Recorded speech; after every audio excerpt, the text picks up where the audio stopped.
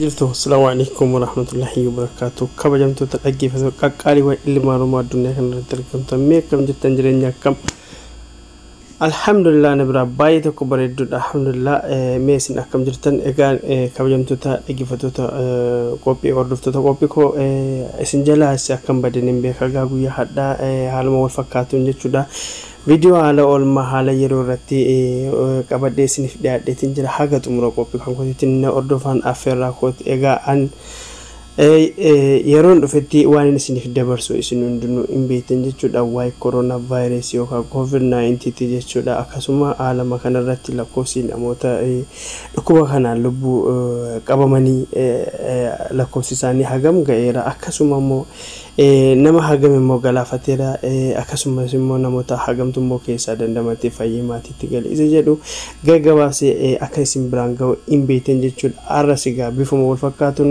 kanan isiniif qabadhee dhiyaadhee biyyoota kanarratti jechuudha lakkoofsi uummata koronaa kanaan qabamanii jiran hagam takka dabalee jira akkasuma immoo kan du'an hagami jedhee kanan gaggabaabsee isin biraan ga'uta haga xumura qophii kan kootiitti isin qaama qalbiin na ordofu qofa guyyaa 2-3 keessa darbee kanan isin biraan ga'u anis guyyaarraa akkasiin hin dabbarre yookaan akkasiin salachaaneef keessa darbaa isin fuulaa baatiin jira jechuudha. Isinis immoo yeroon isin qabadhee dhufutti haga xumuraatti akka na ordoftan gamanumaan jechuudha kabajaadhaan isin affeera jechuudha.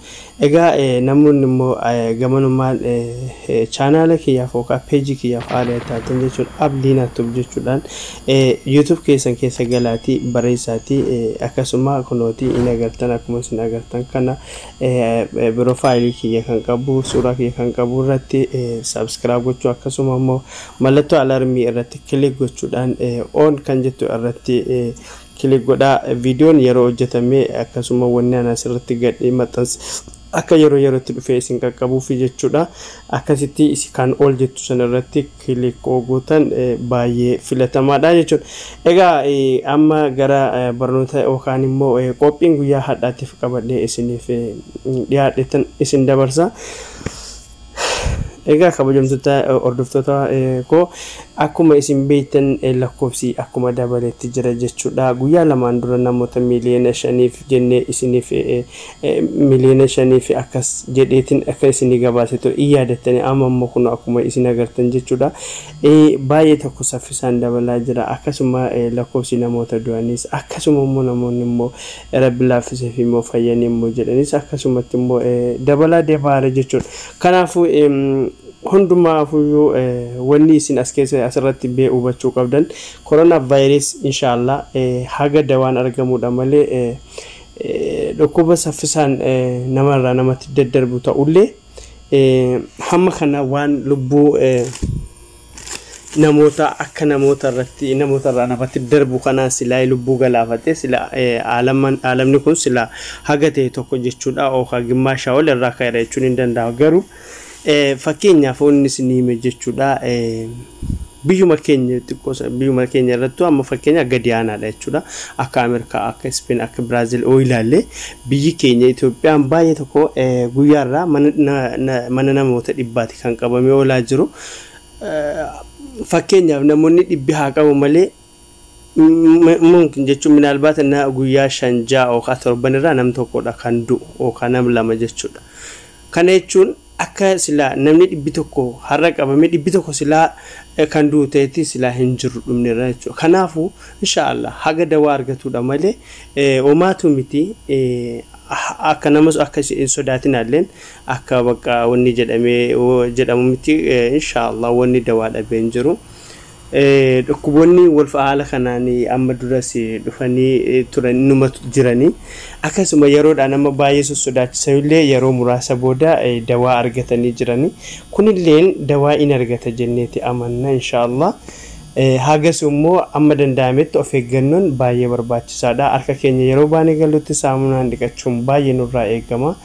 Egaa kun kanaan isiniin jedha kanaafuu gabaabumatti wannan isiniin jechuu barbaade dhukkubni kun saffisaan haa darbu malee akkuma saffisaan darbu kanatti lubbuu galaafataa waan hin jirreef hedduu hin sodaatina. Haa ta'u immoo rabbiin isitti kadhadhaa rabbiin dawaa itti nuuf argamsiisuun isiniin jedha.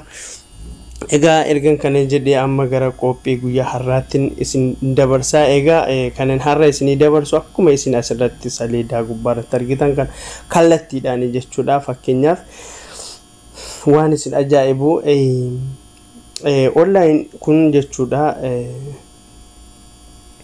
Daqiiqaa irratti daqiiqaa 30 daqiiqaa 20 gidduutti kan dabaludha. Wanni kun namoonni dhukkubaan qabaman kun daqiiqaadhaan kan dabalanidha. Kanaafuu ani yeroo hedduu viidiyoodhaan isinii waraabee yeroo ani immoo akkasitti yookaan suuraa wajjiniin isin garsiisu jedhetti yeroon viidiyoo waraabuuf yeroon isa kana waraabuuf qopheeffadhutti garaagarummaa hedduutu mul'ata jechuudha. Garaagarummaa daqiiqaa 10 keessatti hin dabala waan ta'eef jechuudha. Kanaafin isa kana filadhee gabataarraa akkasiin kallattiidhaan daawwattaniif jechuudha.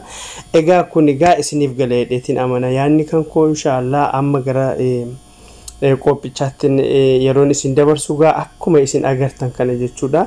Namoonni akka waliigalaatti guutuu aalamaa kanarratti qabamanii jiran nam miliyoona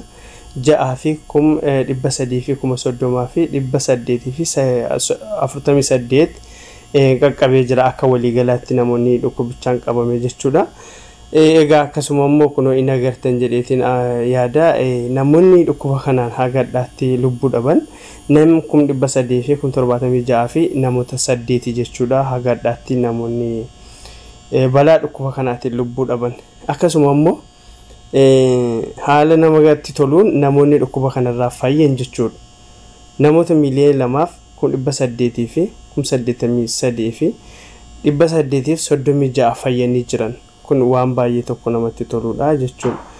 Egaa amma kana gara kun akka waliigalaatti yoo ta'u amma gara fakkeenyaaf biyya kamirratti immoo cimee jira. Akkasuma immoo sadarkaa akkuma isin duraan beeytanii sadarkaa warra qabatanii jiran tokko haga 10 warra jiran biyya kamitti immoo cimee jira kan jedhuun isin agarsiisa. Ammallee irra deebi'ee inni ordofaan isiniin jedha. Egaa kunoo akkuma asirratti agartan jechuudha. Akkuma isin agartan tokkoffaarra kan jirtu Ameerikaadha jechuudha. USA Ameerikaan guyyaa hadhaa nam 9,703 guyyaadhaa dhukkuba kanaan qabamee oole jechuudha. Akkasuma namoonni lubbuu dhaban guyyaa hadhaa nama 312 biyya Ameerikaa keessatti akka waliigalaatti kan du'e immoo nama 1,106,507 lubbuu dhabe Ameerikaa keessatti jechuudha. Kan dhukkubarraa dandamatee fayye immoo nam 6,749 fayyee jira jechuudha. By the way gubbaa kanarratti arguu dandeessan jechuudha. Kun akkuma total jedha. Total jedhee kaayetoo recovered kan jedhu kun warroota recovered kun warroota dhukkubicharraa fayyan jechuudha. Akka waliigalaatti jechuudha. Akkasuma immoo new days kun warroota haariyaa du'an jechuudha.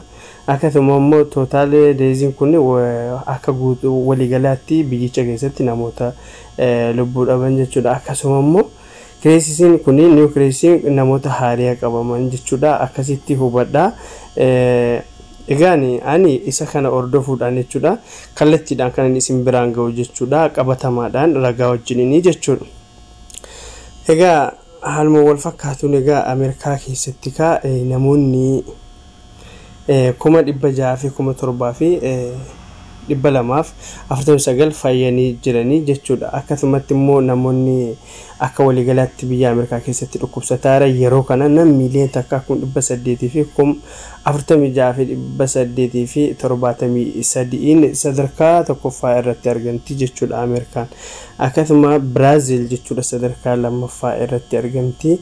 Guyyaa hadhaa nama 4,555 dhukkuba kanaan qabamee oolee jechuudha. Namni 220 du'ee oolee jira. Akka waliigalaatti namoonni biyya Brazilitti hagawwanaatti du'an boqotan nam 29,534 akkasuma namoonni immoo dhukkubicharraa fayyanii dandamatan nam 200,655 jechuudha. Akka waliigalaatti immoo namoonni amma dhukkubsataara nam 500,19,704 jechuudha. Ruusiyaan sadarkaa sadaffaa irratti kan argamtu guyyaa hadhaa nam 9,035 qabamee oola. Akkasuma nam 162 du'aan boqotee oolee. akka waliigalaatti biyya Ruusiyaatti hagawwanaatti namoonni dhukkuba kanaan lubbuu dhaban nam 4855 jechuudha. Akkasuma namoonni dhukkubicharraa fayyanii immoo dandamatanii galan manatti deebi'an nam 175,877 jechuudha. kan dhukkubsataa jira Ruusiyaa keessatti nam 414,878 Ispeen sadarkaa afuraffaa irratti argamti. Guyyaa hadhaa nama 209 qabame wale kan du'e hin jiru akkuma agartan. Kan agawwanaatti immoo akka waliigalaatti biyya Ruusiyaatti kan lubbuu dhabe nam 27,127 kan dhukkubicharraa fayyee dandamatee galee nam 196,958 jechuudha. Akkasumatti namoonni Ispeen keessatti dhukkubsataa jira akka waliigalaatti nam 286,718 jechuudha. UK'n gaa akkuma isin beektan amma dura sadarkaa lammaffaa irra kan turte amma sadarkaa shanaffaa irra dhuftee jirti. Guyyaadhaa nam 1,570 tu dhukkuba kanaan qabame oolee. Akkasuma biyya UK'tti guyyaadhaa kan du'an boqotan namoota 556 yoo ta'u akka waliigalaatti biyya UK'tti kan agardaatti du'an boqote nam 29,45 akkasuma namoonni dhukkubsataa akka waliigalaatti nam 276,332 sadarkaa shanaffaa irra jirti. Itaaliin sadarkaa ja'affaa irratti mul'atti kunuuti. Guyyaadhaa nam 200 qofatu biyya Itaaliitti dhukkuba kanaan qabame oolee. Akkasuma namoota 60tu lubbuu dhabe oolee jechuudha. Akka waliigalaatti kan du'e biyya Itaaliitti jechuudha nam 33,475 yoo ta'u kanneen fayyan ammoo nam 155 jechuudha. Akkasuma Itaalii keessatti namoonni dhukkubsataa nam 293,197 sadarkaa ja'affaa irratti argamti. Indiyaan sadarkaa torbaffaa irra kan jirtu guyyaadhaa nam 7,708 dhukkuba kanaan qabame oolee. Akkasuma namoonni 200 du'an boqotanii oolanii jiru biyya Indiitti. Akka waliigalaatti kan du'an biyya Indii keessatti jechuudha nam 5,608 yoo ta'u namoonni dhukkuba kanarraa fayyanii dandamatan nam 95,714 akkasuma Indiyaa keessatti namoonni dhukkubsataa jiran yeroo ammaa kana jechuudha nam 1,198,317 jechuudha. Egaa Faransaayii sadarkaa 8ffaa irratti kan argamtu guyyaadhaa nam 338 dhukkuba kanaan galmaa'ee akkasuma namoonni 31 du'an boqotanii oolan. Akka waliigalaatti kan du'e biyya Faransaayatti nam 28,833 qaqqabeera. Akkasuma namoonni dhukkubicharraa fayyan nam 68,440 yoo ta'u kan akka waliigalaatti Faransaayatti namoonni dhukkuba kanaan qabame nam 189,220 jechuudha. Jarmaan sadarkaa 9ffaa irratti kan argamtu jechuudha. Guyyaadhaa nam 169 qabame oolee. Akkasuma nama 8 du'e oolee. Akka waliigalaatti biyya Jarmaatti namoonni dhukkuba kanaan lubbuu dhaban nam 8,613 yoo ta'u kan fayyan nam 165,900 akkasuma akka waliigalaa biyya Jarmaatti namoonni dhukkuba kanaan qabaman nam 1,863 jechuudha. Turkiin kurnaffaa irratti argamti. Baay'ee fooyya'ina qaba biyya Turkii keessatti duraan torbaffaa irra turte. Guyyaadhaa nam 827 qabame akkasuma nam 23 du'an boqotee akka waliigalaatti nam 4,563 qaqqabeera kan du'e. Akkasuma kan dhukkubarraa fayyee dandamate immoo nam 1,128,947 yoo ta'u akka waliigalaatti biyya Turkii keessatti namoota dhukkuba kanaan qabaman nam 1,164,769 sadarkaa kurnaffaa irratti argamte jechuudha. Egaa kunneen akka waliigalaa akka fakkeenyaaf sadarkaa tokko haga 10 yookaan biyya inni dhukkubni kun haalaan itti cimee ajjeechaanis ta'ee lakkoofsa namoota qabamanii haalaan biyyoota inni irratti dabalaa jiru warra sadarkaa tokko haga 10 kaa'amanii jechuudha. Akkuma isin agartan Chaayinaan sadarkaa 17ffaa irra jirti jechuudha. Guyyaadhaa nama 16 qofa galmeessitee oolte kan du'e hin mul'atu. Kan fayyee galee nam 78,307 yoo ta'u akka waliigalaatti biyya Chaayinaatti namoonni dhukkuba kanaan lubbuu dhaban nam 4,634 jechuudha. Akkasuma namoonni immoo biyya Chaayinaatti akka waliigalaatti dhukkubichaan qaban nam 83,17 jedha. Kun sadarkaa 17ffaa irratti argamti. Egaa Chaayinaan dhukkuba kana nu gumaachite dhukkuba kana dhugumaachitti garuu ammoo ofiif sadarkaa tokkoffaarra kan turte amma eessatti sadarkaa 17ffaarratti kun maalidha of eeggannoo waan gooteef jechuu kanaaf nuti illeen amma danda'ametti of eeggannoo gochuun nurraa eegamaa jechuudha obboleeyyan kiyya. Akkasuma Saudi Arabia akkuma isin agartan akka sadarkaatti olaalle sadarkaa 16ffaa irra jirti guyyaa hadhaa nam 1881tu dhukkuba kanaan qabame olee kan lubbuu dhabe olee akka kan guyyaa hadhaa nam 22 yoo ta'u akka waliigalaatti nama 525 qaqqabeera kan dhukkubicha irraa fayyaa ammoo nam 64,306 yoo ta'u biyya kana keessatti yookaan biyya Saudi Arabia kana keessatti namoonni hagadhaatti dhukkubichaan qabaman nam 87,142 jechuudha. Egaa kan akka sadarkaatti olaallemmoo sadarkaa 17ffaa irra jirti Qatar akkuma isin agartan sadarkaa 20ffaarratti kan mul'attu guyyaadhaan nam 1,523tu qabame olee kan du'e nama 2 akkasuma akka waliigalaatti biyya Qataritti hagadhaatti kan du'e namoota 40 kan dhukkubicha irraa fayyee galee ammoo nam 33,437 jechuudha. Namoonni biyya Qataritti dhukkuba kanaan qabaman ammoo akka waliigalaatti jechuudha hagaarratti nam 58,433 jechuudha. Kun biyya Qatar keessatti akkasuma USA yookaan Dubai jechuudha. Dubai akka sadarkaatti olaallee 27ffaarratti ka guyyaa hadhaa namoota 635 biyya Dubaiitti dhukkuba kanaan qabame olee akkasuma nama 2tu du'aan boqote akka waliigalaatti biyya Dubaiitti agarraatti namoonni dhukkuba kanaan lubbuu dhaban jechuudha nama 266 qaqqabeera garuu namoonni fayyanii maatii isaanitti galan ammoo nam 18,338 akka waliigalaatti ammoo Dubai keessatti namoonni dhukkubichaan qabaman nam 35,192 jechuudha. Akkasuma Kuwait keessatti guyyaa hadhaa nam 719tu dhukkubichaan qabame olee akkasuma nama 8 lubbuu dhabe biyya Kuwaititti. Egaan agadhaatti namoonni biyya Kuwaititti lubbuu dhaban namoota 220 yoo ta'u kan fayye immoo nam 12,899 akkasuma biyya Kuwaititti namoonni agadhaatti dhukkubichaan immoo biyyicha keessatti qabaman jechuudha akka waliigalaatti nam 27,762 jechuudha. Egaa kun kan biyyoota Arabaati. Egaa akkuma isiniin jedhegaa kallattiidhaan isinii dabarsa waan ta'eef ragaa isaa wajjiniin qabatama isaatii wajjiniin isinii dabarsa waan ta'eef tartiibaan hin dhufu inni akkuma isin agartanii. Kanaaf amma kan biyyoota Arabaa haga walitti aananii dhufan eegan amma isiniin jedhee amma kan biyyoota keenyaaf ollaa biyyoota keenyaa yookaan fakkeenyaa kan Igiptirraa yookaan ne ilaalle jechuudha. Biyya Igiptitti guyyaadhaa namoonni dhukkubichaan qabaman nam 1,399 yoo ta'u namoonni 46 du'aan boqotee ooleera akka waliigalaatti biyya Igiptitti namoonni hagadhaatti dhukkubichaan lubbuu dhaban jechuudha nam 1,500 qaqqabeera. Namoonni dhukkubicharraa fayyanii dandamatan nam 6,297 jechuudha. Akkasuma immoo Igipti keessatti hagadhaatti kan qabame nam 26,384 jechuudha. Biyya Igipti akka sadarkaatti yoo laalle sadarkaa 34ffaa irratti argama jechuudha.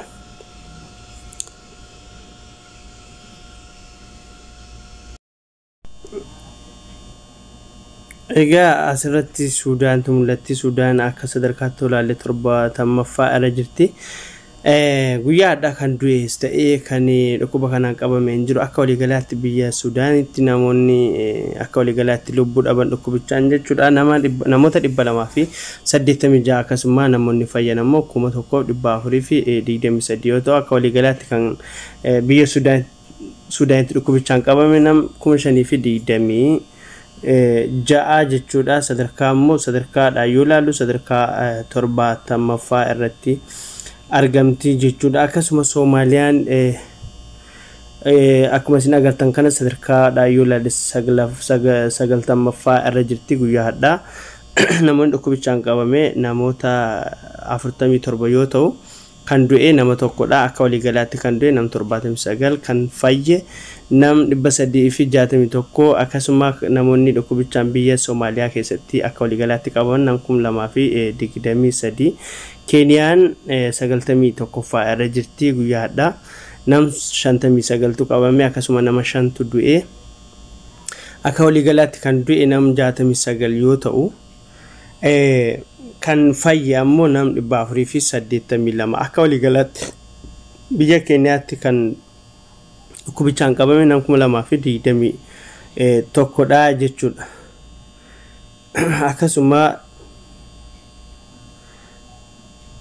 akkasuma biyya keenya arganna asirratti 106 irratti arganna biyya keenya jechuudha guyyaadha nama 85 qabame wale kan du'e nama tokko ta'u akka walii galaatti kan du'e nama 12 qaqqabee jira kan fayye nama 217 yoo ta'u akka walii galaatti dhukkubicha namoonni biyya keenyatti qabaman jechuudha hagaawwanaatti nam 1257 qaqqabee jira jechuudha egaa kabajamtoota dhaggeeffattoota hordoftoota qaqqaliiwwan ilmaan Oromoo kun egaa keessa funaanee kanan isiniif dhiyeessuuf yaalidha egaa yoonin akka tartiibaan inni kaa'amee jirutti isiniif hin dabarsa jedhe jechuudha daqiiqaa dheeraa yeroo dheeraa nutti fudhata waan ta'eef gaggabaabsee biyyoota keenya akkasuma ollaa biyyoota keenya bakka ijoo bakka silaa nu barbaachisu dhaga'uudhaaf information isaanii nu barbaachisu tokko akka waliigalaa alamaattis ta'ee akka biyyoota immoo fakkeenya namoonni obbolaan koo hiriyoottan koo keessa jiraatan biyyoota Arabaa akkasuma immoo biyyoota keenyaaf ollaa biyya keenyaa kan silaa irraa information haala kamirra jirti laata jennee dhaga'uun nu barbaachisu irraan haala kanaan isiniif dhiyeesse jechuudha inshallah hamma naa danda'an egaan qophii wal fakkaatuun haga walitti deebinutti yoo isinitti tole viidiyoon kun waliif share godha akkasuma like godha akkasuma immoo page kanaaf namoonni haala taatan subscribe gochuun wal cinaa dhaabbannu egaa haga walitti deebinutti viidiyoo biraatiin baay'ee tokko isin jaalladha. Assalaamu alaykum.